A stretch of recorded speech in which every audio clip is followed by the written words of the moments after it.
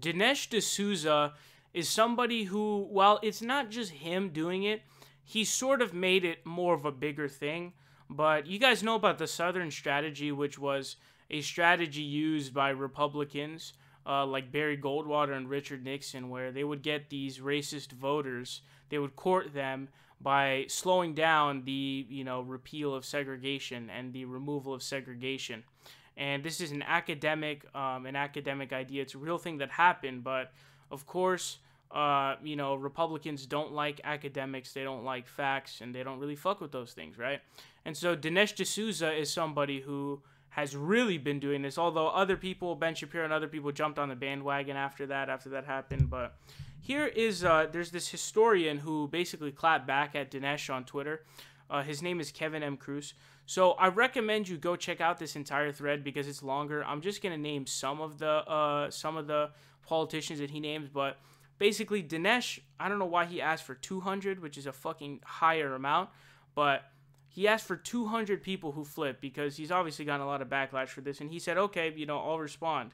So I'll read you guys some of what the people that he listed, and you guys can go check this out yourself. It says, 1. First and foremost, of course, there's Strom Thurmond, the Dixiecrat presidential candidate, who was welcomed into the GOP in 1964 and importantly allowed to keep his seniority and thus all the power that came with it in Congress. No other Southern Democrats were. 2. But before Thurmond, John Tower left the Democrats in the early 1950s and won elections as the first GOP senator in the modern South. Tower spoke out against civil rights, joined with Southern Dems to plot filibusters, and voted against the Civil Rights Act and Voting Rights Act. It says the House was quicker to see changes. 3.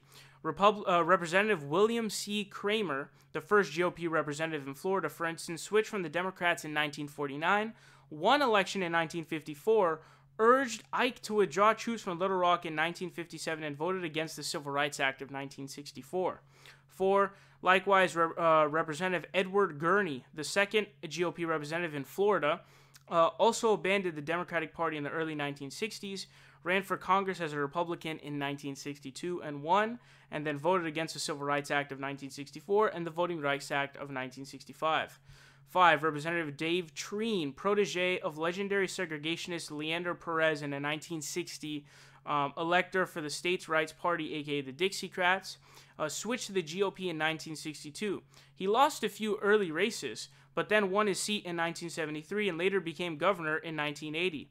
It says 6. Representative Iris Faircloth Blitch, not bitch, Blitch, a segregationist who represented Georgia in Congress as a Democrat from 1955 to 1962, left the party over civil rights in 1964 and campaigned for Barry Goldwater.